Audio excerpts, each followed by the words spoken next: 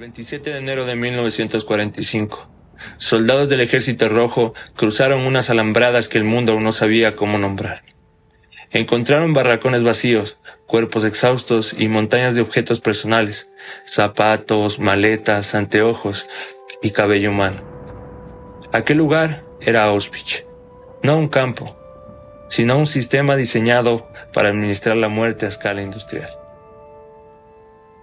Auschwitz concentra el núcleo del genocidio nazi y revela cómo la burocracia, la ideología y la tecnología pueden converger para destruir a millones de personas.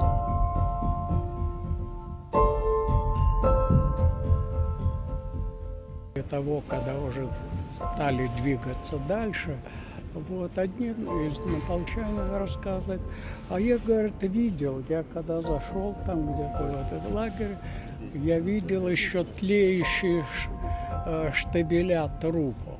Así recuerda un soldado soviético su llegada al mayor y más conocido campo de concentración y exterminio nazi. El 27 de enero de 1945, en la recta final de la Segunda Guerra Mundial, el ejército soviético llegó a Auschwitz. Los soldados nazis habían abandonado este campo unos días antes debido al empuje soviético y allí se encontraron con pocos miles de sobrevivientes de aquel verdadero infierno. Auschwitz fue levantado en 1940, en la Polonia ocupada por Alemania. El lugar ofrecía ventajas logísticas como conexión ferroviaria, aislamiento relativo y disponibilidad de mano de obra esclava. Con el tiempo, el complejo se expandió hasta convertirse en una red de campos.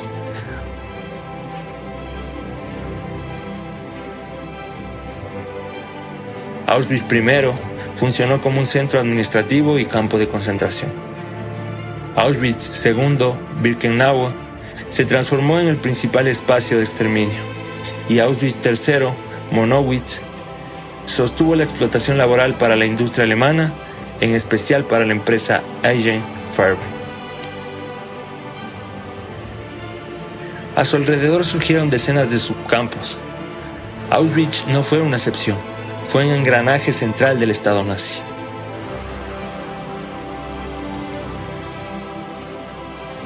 Detrás de esa frase, el régimen impuso una disciplina brutal. Prisioneros políticos polacos, resistentes, intelectuales y más tarde judíos de toda Europa padecieron hambre, golpes y castigos arbitrarios. Auschwitz I funcionó como un laboratorio de terror. Aquí se ensayaron métodos de control, humillación y asesinato que luego se ampliarían en Birkenau. Este es Birkenau, también conocido como Auschwitz II. La colosal segunda etapa del proyecto que lo convertiría en el campo de concentración y exterminio más grande de la historia.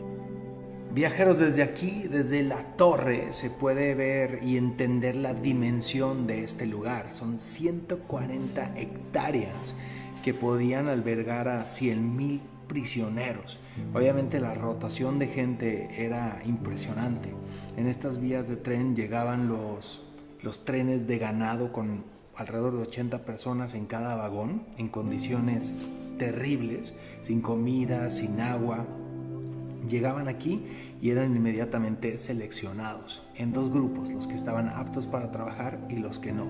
Y los que no estaban aptos a trabajar iban directamente hacia la cámara de gas a ser exterminados. Es decir, había gente que en cuanto llegaba aquí, ese mismo día perdía la vida. Birkenau nació como un espacio para el encierro masivo, pero a partir de 1942 asumió otra función. Con la llamada solución final se convirtió en el principal centro de exterminio de judíos europeos. Trenes llegaban desde Hungría, Francia, Países Bajos, Grecia, Italia y el este de Europa. Vagones de ganado descargaban familias enteras tras días sin agua ni alimento. En la rampa, oficiales de la SS decidían en segundos. Un gesto de la mano separaba a quienes podían trabajar de quienes marchaban a la muerte inmediata. Niños, ancianos y la mayoría de las mujeres quedaban del lado condenado. La muerte comenzaba con un trámite. Las cámaras de gas operaron con Zyklon B, un pesticida convertido en arma. Las víctimas entraban con la promesa de una ducha. El engaño formaba parte del método. Tras el cierre de las puertas, el gas provocaba la asfixia en pocos minutos. Luego, prisioneros forzados retiraban los cuerpos, cortaban el cabello y extraían los dientes de oro. Los hornos crematorios funcionaron día y noche. Cuando no dieron abasto, las SS usaron fosas al aire libre. Durante meses, el humo cubrió el campo. Auschwitz fue una fábrica de muerte.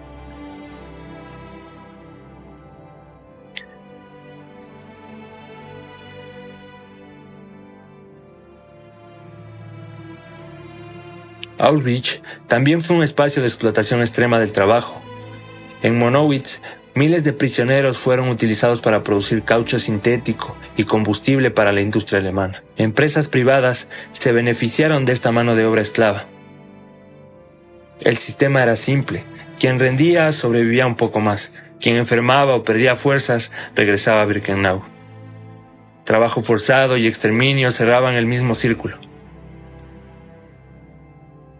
La vida cotidiana en Auschwitz estuvo marcada por el hambre, las epidemias y la violencia constante.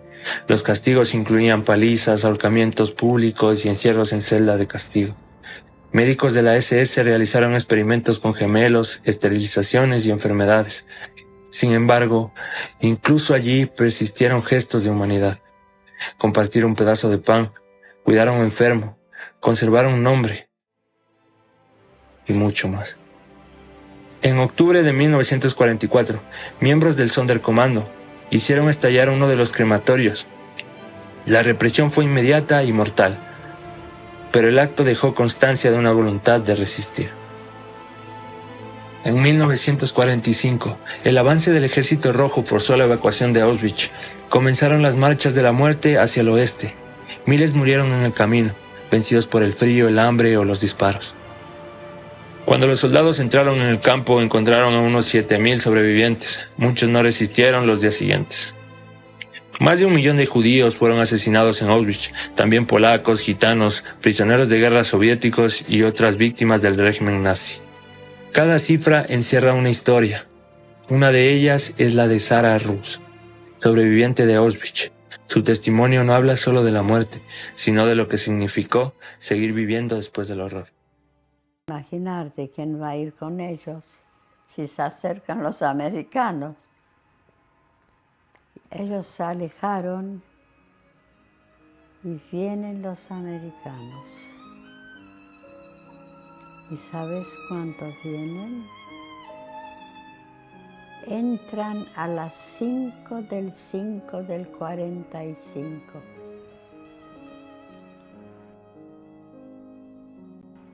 Cuando ellos entran y ven esta escena de la gente totalmente sin fuerza, con un aspecto, te puedes imaginar cómo están.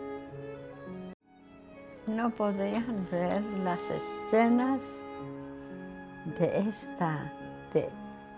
de la gente que ya no está en condiciones de levantarse. Para nosotros terminó la guerra. Auschwitz no nació de un arrebato irracional. Fue el resultado de decisiones tomadas por un Estado moderno. Allí, la civilización mostró su capacidad de destruirse a sí misma. Recordar no repara el pasado, pero traza un límite. Ese límite separa la memoria del abismo.